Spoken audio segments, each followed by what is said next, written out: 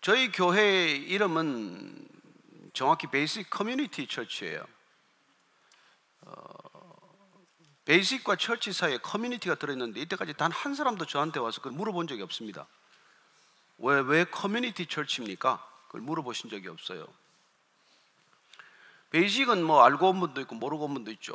Back to basic 뭐 그런 뜻일 것이다라고 추정해서 왔지만은 막상 이제 사이트를 들어가 보거나 하면은 Brothers and Sisters in Christ, 그리스도 안에서의 형제 자매됨, 이 말의 이니셜을 따서 베이직이라고 했구나. 이건 뭐 다들 아는 말이죠. 그러나 우리가 교회됨의 근거가 되는 것은 먼저 공동체성이라고 하는 것을 우리는 쉽게 놓치게 됩니다. 그래서 많은 교회들이 단순히 철치라고 쓰지 않고 커뮤니티 철치라고 쓰는 것은 공교회됨의 기초가 공동체에 있기 때문입니다. 교회 본질은 공동체성에 있다는 것이죠. 하나님 자신이 공동체적입니다. 성부 하나님, 성자 하나님, 성령 하나님 세 분께서 하나이지만 함께 이 우주를 창조하시고 또 인간을 지으시고 또 인간에게도 그 하나님의 형상을 불어넣으시고 그래서 하나님의 공동체성을 인간에게도 심어주셨다는 것입니다. 그래서 하나님께서는 아담을 지으시고 다 좋았는데 홀로 있는 것이 좋지 않다고 보셔서 하와를 지으셔서 아담과 함께 공동체, 즉 가정을 이루게 하십니다. 그래서 그 가족이란 공동체됨을 말하는 것이죠. 저는 그래서 우리 이 교회에 무슨 집사나 장로나 하는 직분, 타이틀을 인정하지 않고 그냥 우리는 형제됨, 자매됨으로 족하다, 이런 교회를 지난 6년간 해온 것입니다. 그래서 아침마다 오는 젊은이들이 예배 끝나고 나면 제 어깨에 자연스럽게 손을 얹고 형제님 이렇게 부를 때 제가 얹지 않겠습니까? 저는 정말 기쁩니다. 나이가 뭐 정말 한참 이제 20대 30대 젊은이가 이제 내일 모레 70이 되는 늙은이한테 형제님, 제가 어떻게 그들의 형제가 될 수 있겠어요? 이 교회된 단 한 가지 공동체적인 이 특성 때문에 우리는 그렇게 형제가 되고 자매가 될 수 있다는 것입니다. 그런 이 공동체성이 기초가 되지 않고 우리가 교회가 제도권 교회로서만 그야말로 교단과 교파라는 어떤 틀에 묶인 채 이 교회가 굳어져 갈 때 우리는 하나님이 이 땅에 공동체를 주신, 교회 이전에 공동체를 주신 목적을 쉽게 놓쳐버리게 되고 또 교회가 이 땅에 탄생한 것도 그 공동체성을 기초로 하고 있다는 것을 간과하게 된다는 것입니다. 그래서 오늘 우리가 이 빌립보서 말씀을 통해서 사도 바울이 이 교회라고 하는 이 공동체가 어떤 원리 위에 세워져 있는지를 빌립보 교회 성도들에게 말씀해 주고 있는데, 그 말씀을 통해서 우리가 서 있는 이 터, 공동체 교회의 터라고 하는 이 터가 어떤 원리 위에, 원칙 위에, 기둥 위에 세워져 있는지를 한번 확인하고자 합니다. 먼저 1절, 2절, 3절, 4절을 다시 한번 읽습니다. 시작. 그러므로 그리스도 안에 무슨 권면이나 사랑에 무슨 위로나 성령에 무슨 교제나 긍휼이나 자비가 있거든 마음을 같이하여 같은 사랑을 가지고 뜻을 합하며 한 마음을 품어 아무 일에든지 다툼이나 허영으로 하지 말고 오직 겸손한 마음으로 각각 자기보다 남을 낮게 여기고 각각 자기 일을 돌볼 뿐더러 또한 각각 다른 사람들의 일을 돌보아 나의 기쁨을 충만하게 하라.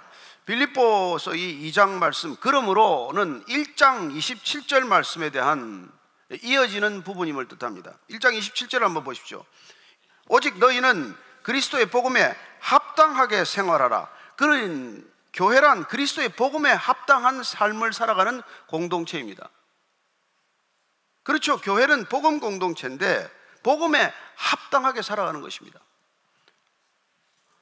우리가 복음에 합당한 삶이란 무엇입니까? 복음이란 그리스도께서 십자가를 지시고 우리를 대신하여 그 죄의 짐을 다 지셔 주셨다는 것입니다. 그래 우리는 자유롭게 되었다는 것입니다. 그게 복된 소식입니다.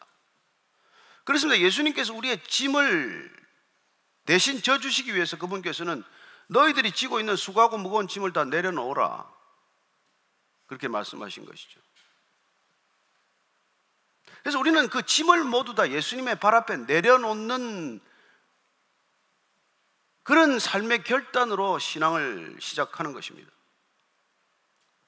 우리가 지고 있는 수많은 죄 중에서 우리가 지은 죄라고 하는 감당할 수 없는 무거운 짐을 그분의 발 앞에 내어놓는 것이죠. 그래서 구원이란 그분이 우리의 짐을 대신 져주는 것입니다. 그렇다면 그렇게 짐을 대신 진 주님을 우리가 따르는 제자도의 삶이 시작이 될 터인데, 복음에 합당한 삶이란 그분이 우리를 인도하셔서 그분이 우리의 짐을 대신 져주시고 우리를 자유롭게 하신 그분의 길을 따라가는 이 제자도의 삶, 이 제자도의 삶을 살아갈 때 탄생하게 되는 공동체, 제자도를 함께 걸어가는 이 공동체적 삶의 기초 원리는 무엇이냐는 것이죠. 그건 첫째, 오늘 말씀을 보면은 그리스도 안에 무슨 권면이나 사랑의 무슨 위로나 성령의 무슨 교제나 긍휼이나 자비가 있거든 이라고 하는 조건절로 되어 있지만은 1절부터 4절까지는 한 문장이에요. 앞에 나와 있는 이 조건절의 문장은 사실상 조금 다르게 해석해야 뜻이 분명해집니다. 그것은 무엇을 하면이 아니라 무엇이기 때문에로 번역을 하면 뜻이 훨씬 명료해지는 것이죠. 그러므로 그리스도 안에 있는 무슨 권면 때문에, 사랑의 무슨 위로 때문에, 성령의 무슨 교제 때문에, 긍휼이나 자비가 있기 때문에, 그런 것 때문에 우리는 교회 공동체를 경험하게 된다는 것입니다. 교회 공동체가 이런 네 가지 요소 위에서 존재하고 있다는 것을 우리는 이 말씀 가운데 발견하게 됩니다. 그래서 그리스도의 말씀으로 우리가 먼저 존재하기 때문에 이 교회 공동체란 다른 어떤 공동체와도 달리 이거는 말씀 공동체라는 겁니다. 그리스도께서 권면하는 말씀, 그렇습니다. 교회는 본질적으로 말씀 공동체입니다. 그래서 우리가 수련회 때 말씀을 먹으라 그런 얘기를 하는 거예요. 말씀 공동체가 되기 위해서는 말씀을 먹어서 그 말씀이 우리 안에 인격이 되어야 합니다. 여러분, 불경을 먹으면 불자가 될 거예요. 꾸란을 먹으면 무슬림이 되겠죠. 그러나 성경을 저런 여러분들이 읽고 묵상하고 먹으면 우리는 그리스도인이 되는 것입니다. 그래서 우리가 날마다 성경을 먹었는데 우리는 불교도처럼 살 수는 없죠. 우리는 무슬림과는 다른 존재가 되는 것입니다. 그러나 만약에 우리가 날마다 성경을 읽고 다녔는데도 불구하고, 교회를 다니는데도 불구하고 저 사람은 세상에 다른 종교인들과도 아무 구별이 안 된다, 그런 일은 있을 수 없다는 것입니다. 여러분들이 성경을 날마다 읽고 먹고 묵상하는데 그렇게 성경에 합당한 삶, 복음에 합당한 삶을 살지 못한다면 안 먹었거나 체해서 소화가 안 됐거나 그런 거겠죠. 저희들이 그 말씀을 분명히 먹었다면 우리는 그리스도인으로 살게 될 것이고, 그리고 그리스도인으로 살아가는 삶은 다른 어떤 종교인들과도 다른 삶을 살게 된다는 것입니다. 저는 여러분들이 다른 종교인과 구별되지 않는 삶을 산다면 스스로 돌아보아야 합니다. 난 뭘 먹고 있나? 여러분, 한식 먹으면 한국인이요, 양식 먹으면 서양 사람이에요. 먹는 것에 따라 우리는 결정되게 됩니다. 두 번째는 사랑의 위로가 있기 때문에 우리는 공동체가 된다는 거예요. 교회 공동체는 말씀 공동체요, 또한 사랑. 이 사랑은 어떤 사랑입니까? 세상이 말하는 사랑은 아니지 않습니까? 그리스도의 사랑으로 위로하는 공동체라는 거예요. 그리스도의 사랑은 세상 사랑과 확연히 구별됩니다. 무조건적인 사랑이에요. 계산하거나 따지지 않습니다. 그래서 이 사랑을 받은 사람들은 이 세상에서 겪은 사랑과는 너무나 대조적이라는 것을 알게 됩니다. 세상은 사랑한다고 해서 불륜을 일으키고 삼각관계를 만들고 심지어 사랑하기 때문에 살인을 하고 하는 그런 것들을 사랑이라고 주장하지만, 그러나 그리스도의 사랑은 전부를 내어주기까지 하는 사랑, 그리고 보상이나 대답을 바라지 않는 사랑, 주고 또 주고 끝까지 나를 희생하고 헌신할 수 있는 사랑, 그런 사랑으로 우리가 사랑할 때 비로소 교회 공동체가 탄생한다는 것입니다. 세 번째는 뭡니까? 성령의 무슨 교제가 있어야 한다는 것이죠. 여러분, 그냥 우리가 사귀는 것 아닙니다. 성령 안에서 사귀어야 된다는 거예요. 성령 받은 사람들끼리 성령 공동체 안에서 일어나는 교제가 교회 공동체의 특성이에요. 그래서 초대교회는 성령 세례가 임함으로 일어난 교회입니다. 그래서 이거는 성령으로 우리가 교제하기 때문에 우리의 뜻이나 우리의 목적이나 우리의 이해관계를 추구하는 게 아니라는 것입니다. 교회 공동체란 우리 자신의 이익을 위해서, 우리 뜻을 추구하기 위해서 모인 사람들이 아니라는 거예요. 성령이 우리 안에 오셔서 우리는 아버지의 뜻, 아버지의 말씀, 아버지의 나라를 생각하기 시작을 하고 그분의 뜻을 이루기 위한 교제가 일어난다는 것입니다. 그래서 우리의 교제란 세상의 교제와 다른 거예요. 그런데도 불구하고 오늘날 많은 사람들이 이 교회 공동체를 세상의 다른 어떤 동호회나 이런 것보다도 못하다고 생각을 해요. 등산 동호회나 무슨 낚시 동호회나 하다못해 무슨 같은 취미를 가진 스포츠 클럽이나 보다도 못하다, 심지어는 다단계 조직보다도 못하다, 뭐 그런 얘기를 해요. 다단계 조직에서도 뭐 거기 상이 나면 사흘 내 온대네.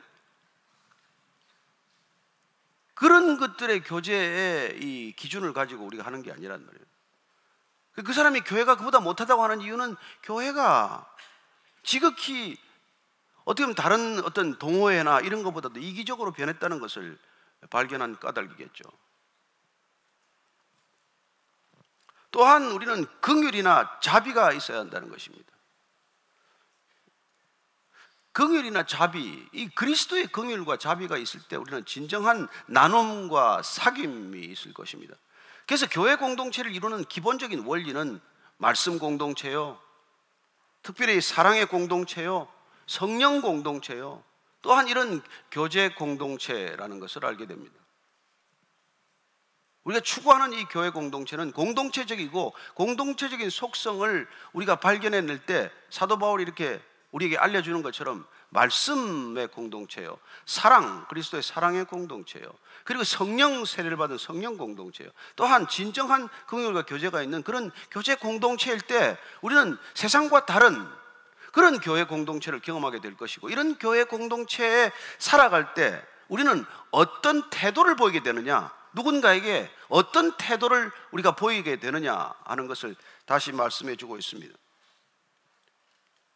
그래서 그런 태도를 다시 2절, 3절, 4절을 한번 더 읽겠습니다. 시작. 마음을 같이하여 같은 사랑을 가지고 뜻을 합하며 한 마음을 품어 아무 일에든지 다툼이나 허영으로 하지 말고 오직 겸손한 마음으로 각각 자기보다 남을 낮게 여기고 각각 자기 일을 돌볼 뿐더러 또한 각각 다른 사람들의 일을 돌보아 나의 기쁨을 충만하게 하라.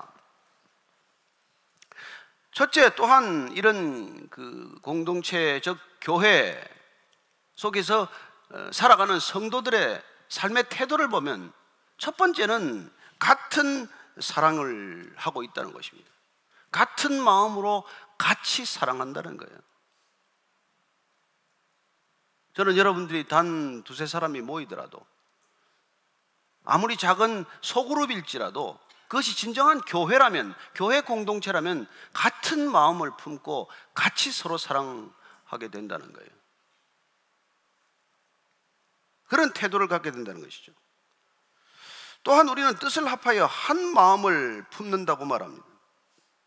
뜻을 합해서 한 마음을 품는 것이죠. 왜냐하면 우리는 각자 가지 어떤 뜻을 가지고 모입니다. 그러나 각자가 가진 뜻을 꺼내놓고 그 뜻을 비교해서 그 뜻을 가지고 어떻게 할 것인지를 논의하지 않습니다.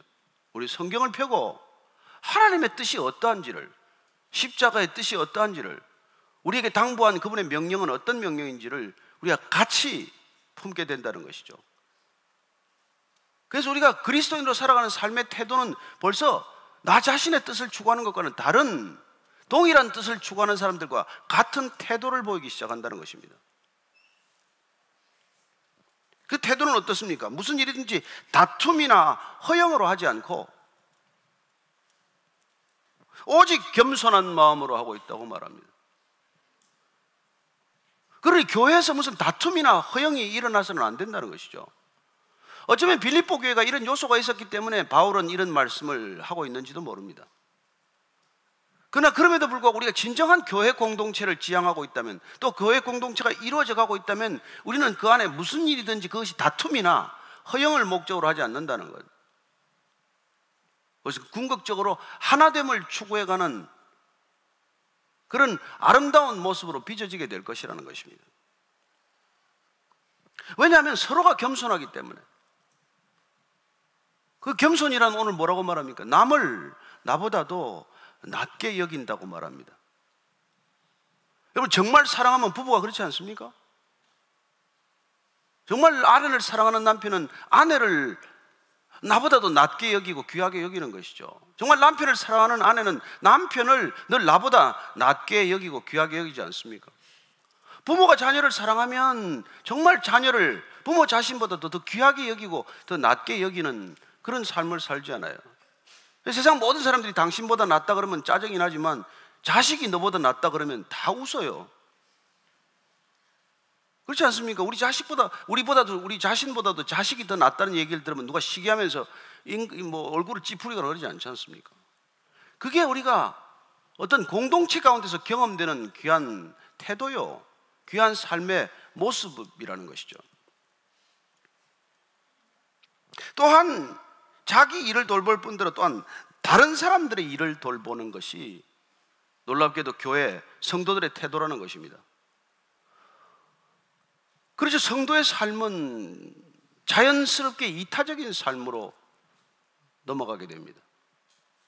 우리가 정말 말씀 공동체요, 사랑 공동체요, 성령 공동체요, 교제 공동체라면, 그런 공동체적인 교회라면 우리가 같은 마음으로 서로 사랑할 것이고, 같은 마음으로 서로 한 뜻을 이루게 될 것이고, 그리고 같은 마음으로 겸손하게 될 것이고, 같은 마음으로 누군가 다른 사람들을 섬기게 된다는 것입니다.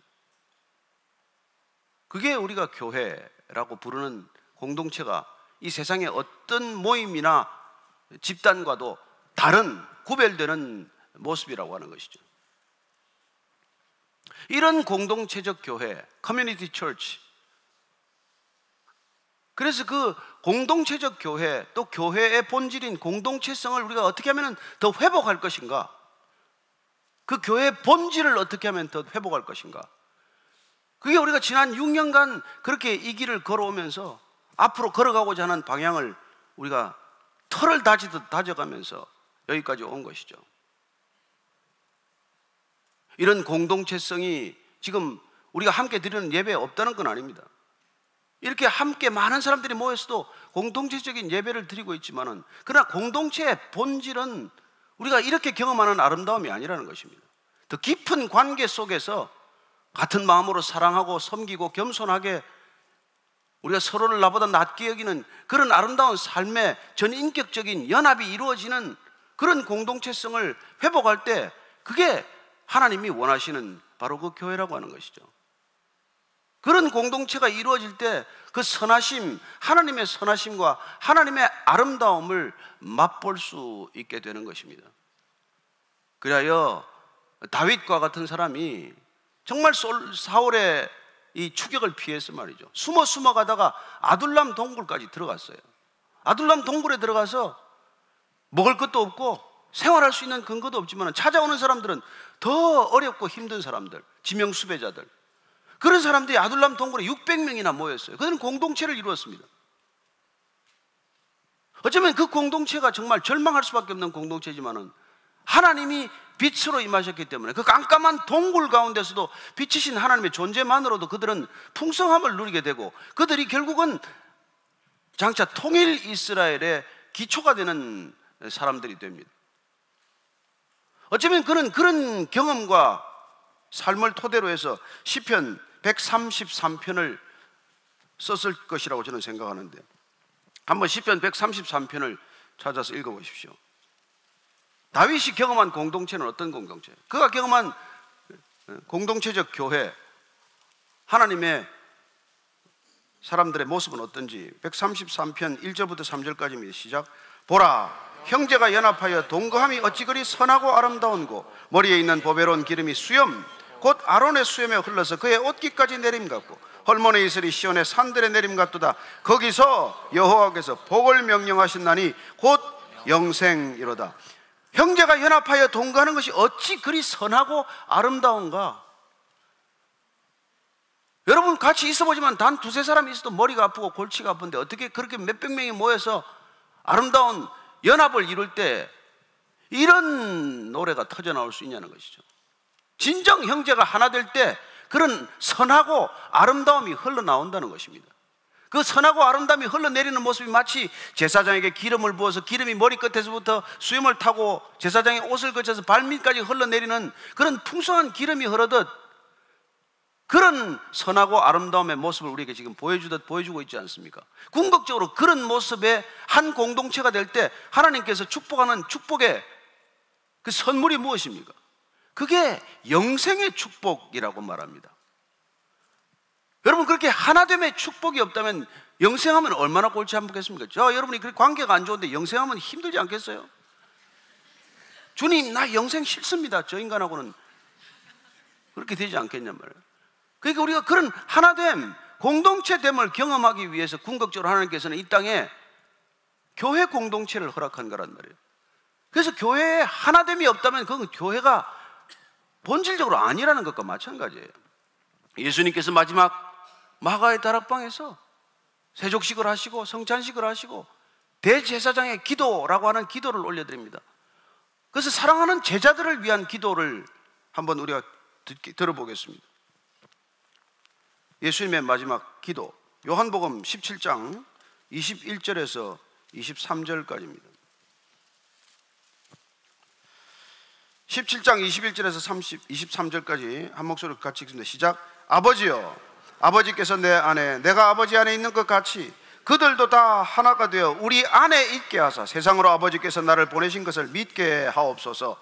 내게 주신 영광을 내가 그들에게 주었사오니 이는 우리가 하나가 된 것 같이 그들도 하나가 되게 하려 함이니이다. 곧 내가 그들 안에 있고 아버지께서 내 안에 계시어 그들로 온전함을 이루어 하나가 되게 하려 함은 아버지께서 나를 보내신 것과 또 나를 사랑하심 같이 그들도 사랑하신 것을 세상으로 알게 하려 함이로소이다. 아버지께서 내 안에 내가 아버지 안에 있어서 우리가 하나 된 것 같이 제자들도 하나가 되게 해주십시오. 저들도 하나가 되게 해주십시오. 저들이 하나 되어서 세상이 예수 그리스도가 누군지를 알게 해주십시오.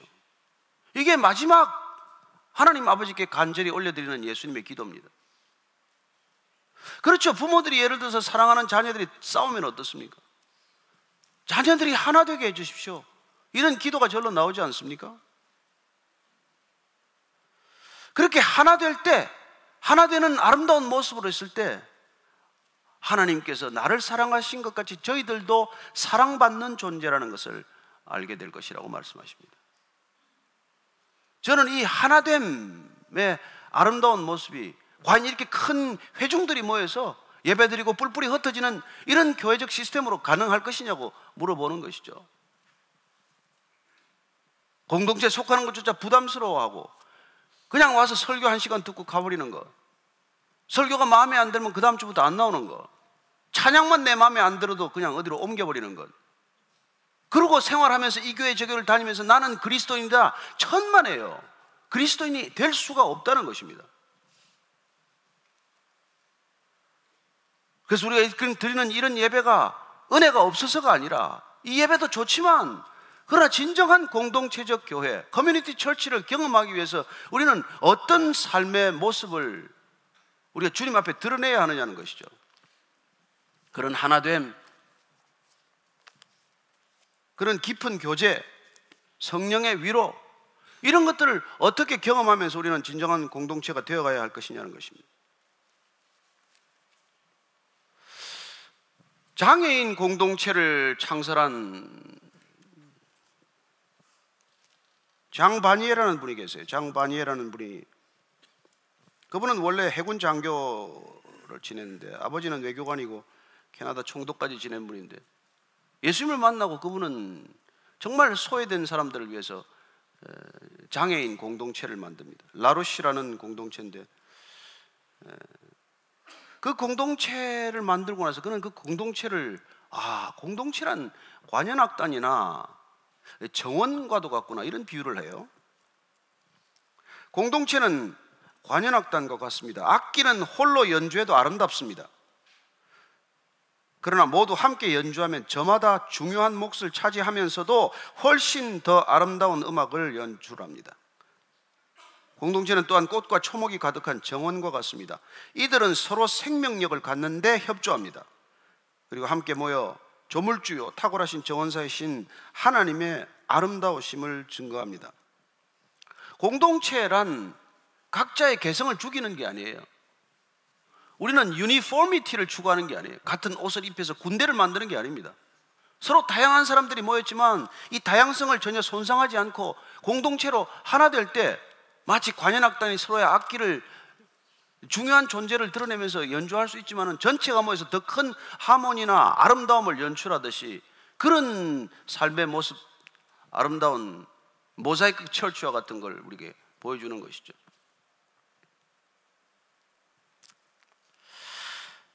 정말 이 공동체됨, 이런 것들은 우리가 서로 간의 깊은 삶 속으로 뚫고 들어가지 않으면 경험할 수 없는 일들입니다. 사도 바울이 지금 빌립보 교회가 들리는 소식 가운데서 그런 빌립보 교회에 빚을 졌어요.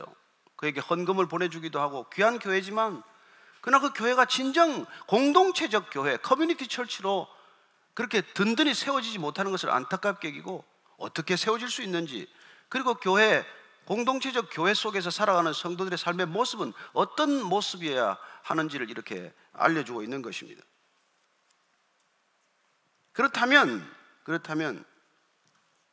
지금 이 사도 바울은 이 빌립보 교회를 한번 야단을 치고 싶은 마음도 있을지 모르겠지만, 그러나 그에게 비난하거나 그를 나무라거나 화를 내거나 그러지 않고, 우리가 진정한 그런 공동체를 지향한다면 바라보아야 할 목표, 마치 깃발가도 가던 여호와 니시, 그런 십자가, 이걸 바라봐야 한다는 것입니다. 우리가 목표나 지향점이 같아야 이런 공동체가 탄생할 수 있기 때문이죠.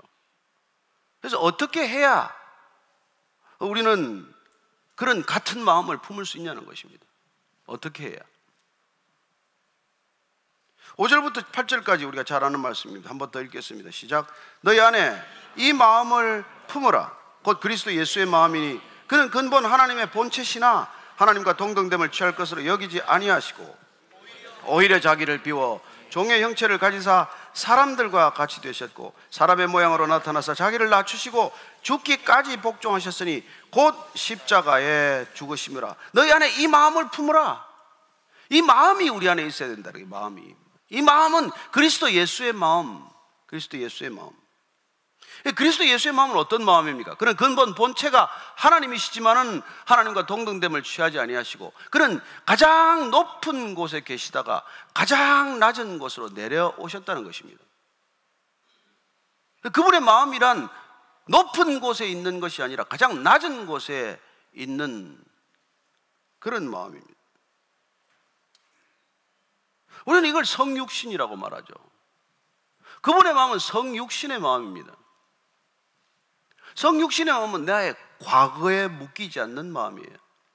그분의 과거는 하나님과의 동등된 위치입니다. 그러나 지금 그는 인간처럼 낮아지고 인간 가운데서도 가장 천한 종처럼 낮아져서 마치 종이 주인의 발을 씻기듯 그런 제자들의 발을 씻겼고 그들의 몸과 살과 피를 나누어주는 그런 성찬을 베풀어 주시고,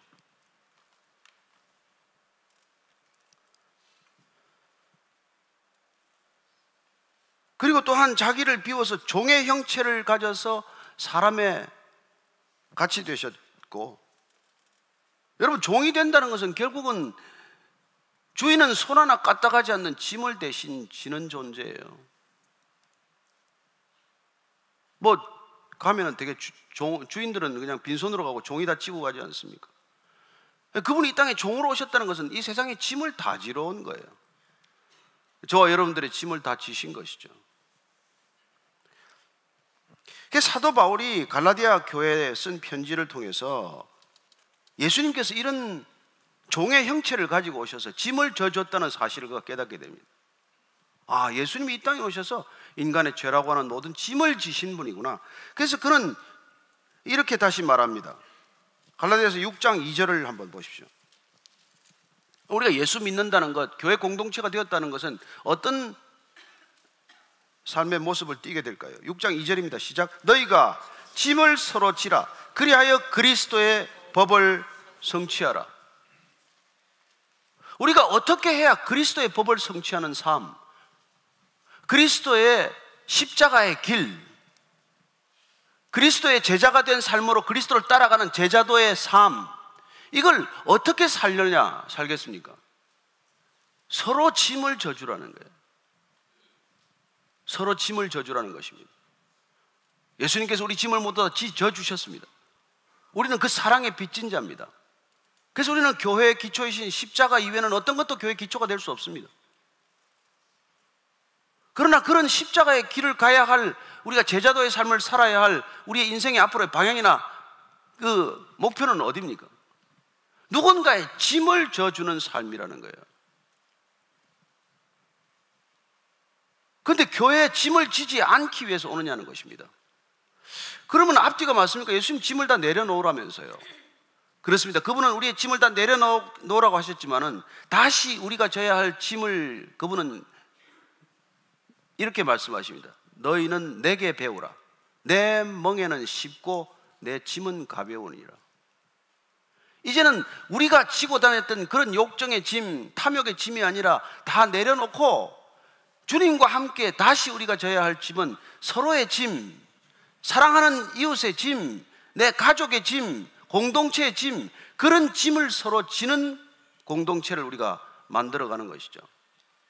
그래서 내가 어떤 짐도 지지 않기 위해서 교회 왔다가 그냥 예배만 드리고 슬쩍 가버리는 이런 삶의 모습으로는 더 이상 진정한 그리스도인의 길을 갈 수 없기 때문에 올해 우리는 구조적으로, 제도적으로 이런 예배를 조금 더 우리가 벗어날 필요가 있다는 것입니다.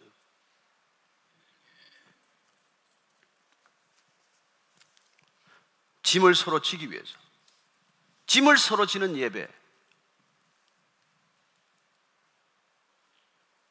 여러분들이 앉아서 1시간 동안 그냥 무슨 강연 듣듯이, 강의 듣듯이 그냥 내 코드에 맞는 얘기만 듣고 가는 예배가 아니라 정말 주님 앞에 나를 드리는 예배, 내가 제물이 되는 예배, 내가 누군가의 짐을 져주는 고통스러운 예배, 그런 예배를 드릴 때 비로소 우리는 하나님이 원하시는 예배를 드리게 되는 거예요. 주님이 이 땅 가운데서 회복하고자 하는 그런 예배를 드릴 수 있게 되는 것입니다. 그래서 우리 이렇게 짐을 진다는 개념에 초점을 맞춘 분이 계신데, 디트리히 보네퍼 목사님은 이런 교회 공동체적인 삶의 모습이 구체적으로 우리가 이런 짐을 져야 한다는 것인데, 이 짐을 지는 게 그러면 과연 부담 그 자체로 끝인가 하는 것입니다. 그분은 이렇게 말합니다. 상대방의 짐을 져준다는 것은 창조된 그의 실제 속에 뛰어들어서 그것을 받아들이고 확인하며 견뎌내고 그 속을 계속 뚫고 들어가서 마침내 기쁨을 얻는 자리에까지 도달한다는 것을 뜻합니다. 우리가 누군가의 짐을 진다는 것은 단순히 고통만이 아니라는 것이죠. 어떻게 보면 그 사람의 존재 속으로 깊이 더 깊이 들어가서 그를 끝내 견뎌내고 그리고는 마침내 기쁨을 얻는 자리에까지 이른다고 말합니다. 이게 여러분 공동체적 삶의 모습이에요. 제가 요새 주례하러 가면은 요새는 우는 사람이 별로 없어요. 근데 예전에는 다 울었어. 부모도 울고 신랑 신부가 그렇게 많이 울었는데 왜 울겠어요?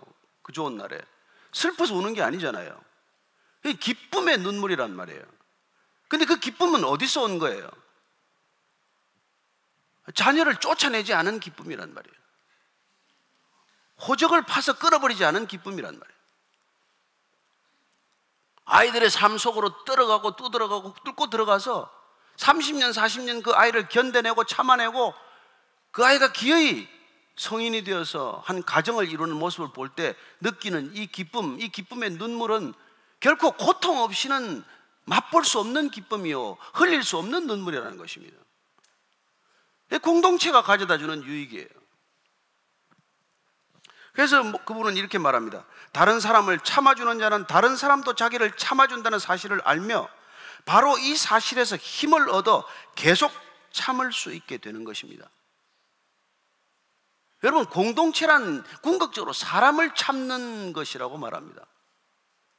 남의 짐을 져준다는 것은 그 사람을 끝까지 견뎌주고 참아주는 것을 말한다는 거예요. 이게 교회 공동체가 존재하는 이유라는 것입니다. 근데 조금만 마음이 틀려도 그냥 헤어져 버려요. 저는 이 교회에 와서 얼굴도 모르는 사람들이 왔다 갔다 하는 거 보면 어떤 기가 찹니다. 남의 집에 와도 인사는 한 번 하고 왔다 갔다 하는데 왔는지 갔는지 얼굴도 흔적도 없이 이걸 교회라고 부르는 것 자체가 근본적으로 잘못된 것이라는 것이죠. 교회 공동체란 서로 간의 존재 속으로 깊이 뚫고 들어가서 그 존재가 주는 고통의 무게를 같이 느끼면서 견디고 또 견디고 참고 또 참다가 세상에 어느 누구도 맛볼 수 없는 기쁨을 맛보는 그런 공동체, 교회 공동체 본질을 우리가 찾아가지 않으면 그냥 이런 종교 생활하다 끝나는 것이죠. 그리고 우리는 주님께서 우리를 어떻게 참아주셨는지를 알기 때문에 그렇게 누군가를 참는 존재가 된 거예요. 저도 여러분 한성깔 하는 사람입니다. 사람 칼같이 안 보는 사람이에요. 안 보려면. 그러나 주님이 나를 참아주고 견뎌주고 나 같은 사람을 구원에 이르게 하시느라고. 그래서 그런 걸 우리가 누군가 나를 참을 때 그렇게 나를 참아준 분을 알게 된다는 것이죠. 내가 누군가를 참을 때 비로소 나보다도 내가 지금 이 사람을 참고 있는 것보다도 저 사람이 나를 더 참고 있다는 것, 내가 견디고 있는 것보다도 내 주변의 모든 사람들이 나를 더 견뎌주고 있다는 것을 그때 비로소 깨닫는 것입니다. 그게 여러분 성숙이요, 그게 어른 되는 길이에요. 내가 저 사람 좀 참은 게 뭐 대단한 것 같습니까? 내가 저 사람 참는 것보다 100배는 다른 사람들이 나를 더 참아주셨다는 것. 이걸 아는 게 공동체라는 거예요. 공동체적 교회 속에서만 그런 것들을 우리가 알게 된다는 것입니다. 그런데 뭐 여러분들이 뭐 주일 잠깐 와서 예배 드리고 헌금 좀 하는 게 무슨 그리스도인의 삶의 전부인 것처럼 여기면 저는 여러분들을 천국 가는 걸로 착각하는 죄를 범하는 사람에 지나지 않는다는 것입니다. 여러분들이 진정한 그리스도의 길을 가게 돕지 않는다면, 여러분들이 진정한 제자도의 삶을 가도록 그렇게 권면하지 않는다면 그냥 주일만 나오세요, 헌금만 열심히 하세요, 이렇게 해서 제도적 교회 속에 내가 안주한다면 저나 여러분이나 주님이 도무지 모르는 사람이 되고 말 것입니다. 우리가 주님의 고통 가운데로 깊이 뛰어든 적도 없고 주님이 우리의 깊은 고통 속으로 들어오도록 허락한 적도 없으면서 우리는 마치 무슨 대단한 그리스도인이나 된 것처럼 서로를 착각하게 만든다는 거예요.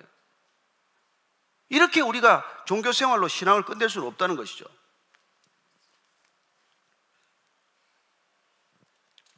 왜 우리가 고통스러운 길을 가고자 하느냐? 그래서 우리가 말씀 공동체, 사랑 공동체, 성령 공동체, 교제 공동체로 나아가기 위해서는, 진정한 교회 공동체성을 회복하기 위해서는 이런 고통스럽지만 서로의 돌봄이 필요하다는 것입니다. 이 돌봄이라고 하는 말은 원래 카라라고 하는 동사에서 나왔는데, 카라라는 말은 케어, 그의 말의 어원이 되는 것이죠.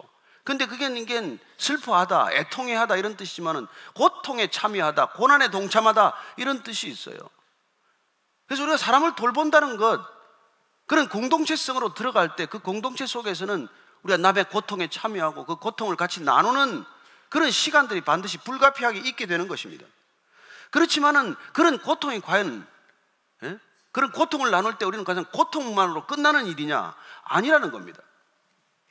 이 라로시 공동체 장 바니에의 초청을 받고 헨리 나우엔이라는 분이 다시 데이브레이크 커뮤니티로 들어가게 됩니다.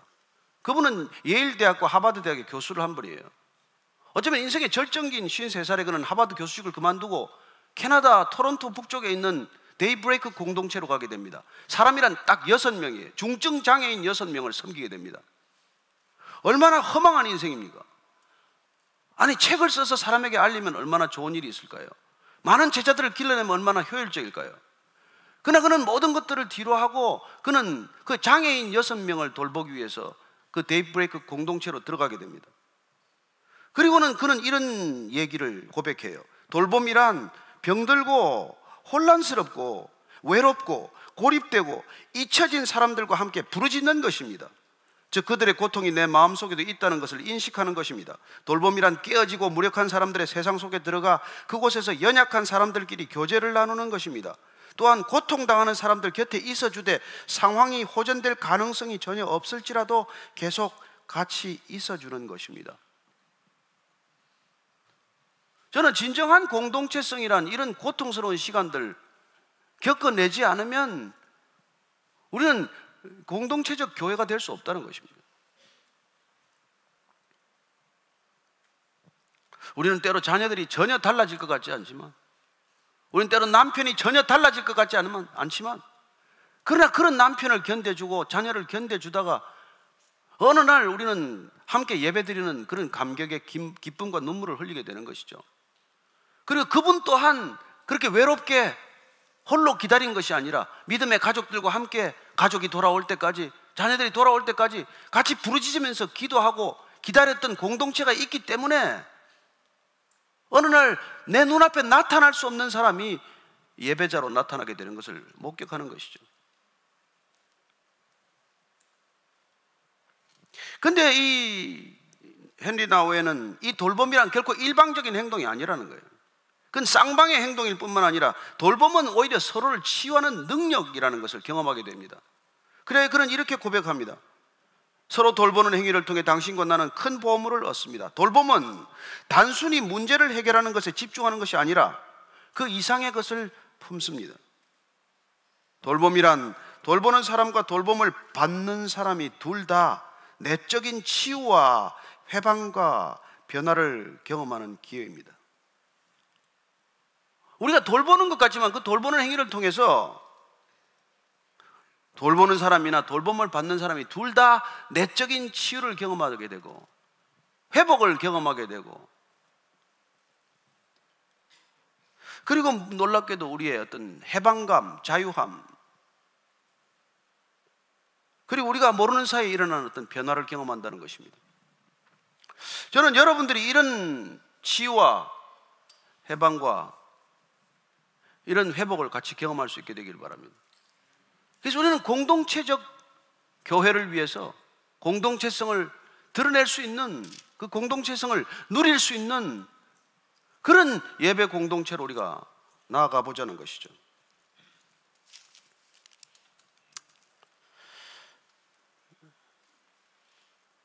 그런 예배의 기초가 되는 분은 오직 예수 그리스도십니다. 그리고 하나님께서는 그렇게 공동체의 기초가 되신 예수님을 어떻게 받으십니까? 9절 이하를 읽고 마치겠습니다. 9절에 시작.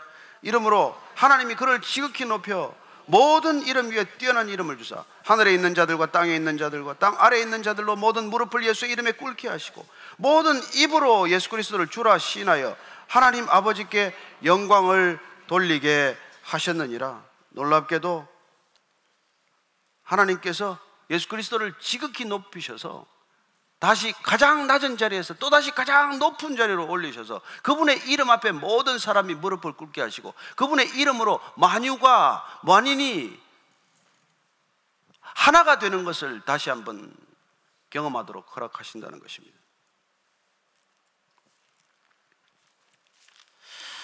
그래서 사도 바울은 갈라디아 성도들에게 다시 한번 이렇게 말하고 있습니다. 제가 읽어드리겠습니다. 3장 26절 이하입니다. 너희가 다 믿음으로 말미암아 그리스도 예수 안에서 하나님의 아들이 되었으니 누구든지 그리스도와 합하기 위하여 세례를 받은 자는 그리스도로 옷 입었느니라. 너희는 유대인이나 헬라인이나 종이나 자유인이나 남자나 여자나 다 그리스도 예수 안에서 하나이니라. 이렇게 말하는 것이죠.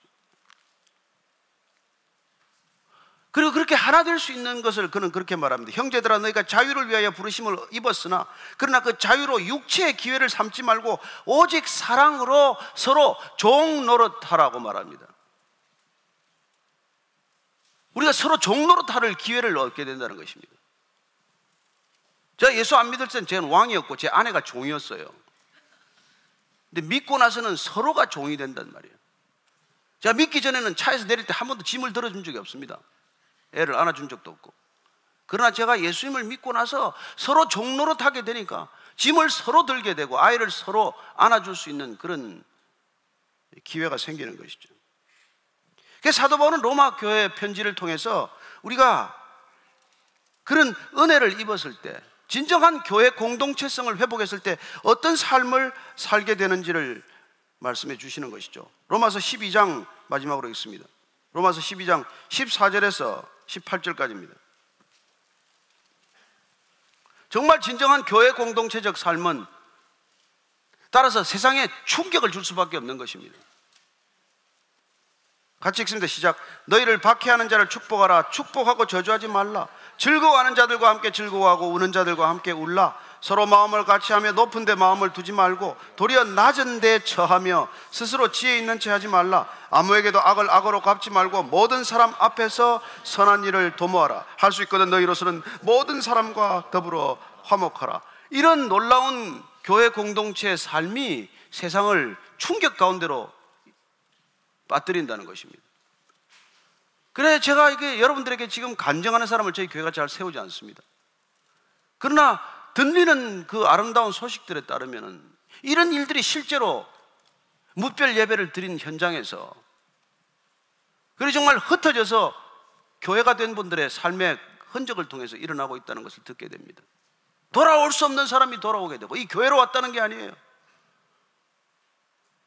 그분이 여기로 올 수 없어서 우리가 직접 내려가서 말이죠, 저 시골까지 가서 세례를 주고 장례식 예배를 치르고, 이 교회에 한 번도 나온 적이 없는 분이지만은 그분이 최근에 예수 믿고 같이 장례 예배를 드리고 말이죠.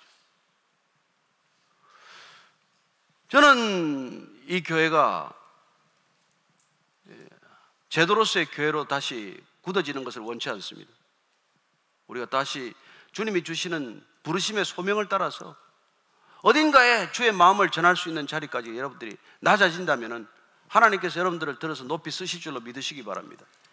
말씀을 먹으셨다면, 그분이 우리 안에서 살아 움직인다면, 그분이 보게 하시는 바를 따라서, 가게 하시는 바를 따라서 우리가 동행하는 아름다운 동행이 시작될 줄로 믿습니다. 오늘 기도할 때 하나님, 그리하여 우리 자신이 교회되게 하셨음을 감사하고 무별로 교회되게 하여 주옵소서. 이 자리에 예배드리는 것도 은혜가 되지만 주님이 보내시는 곳에서 함께 예배드릴 수 있는 사람들과, 주님이 예배하신 사람들과 함께 예배드릴 때 놀랍게도 그 땅 가운데 다시 한번 주님이 원하셨던 바로 그 교회 모습이 태동할 줄로 믿습니다. 한번 그렇게 한번 기도하십시다. 하나님 아버지, 주님께서 우리 각 사람을 부르셨습니다. 너희는 나를 따르라. 주님이 원하시는 곳에 우리가 가기를 원합니다. 주님이 바라보게 하시는 것을 보기를 원합니다. 주님 함께하여 주시옵소서.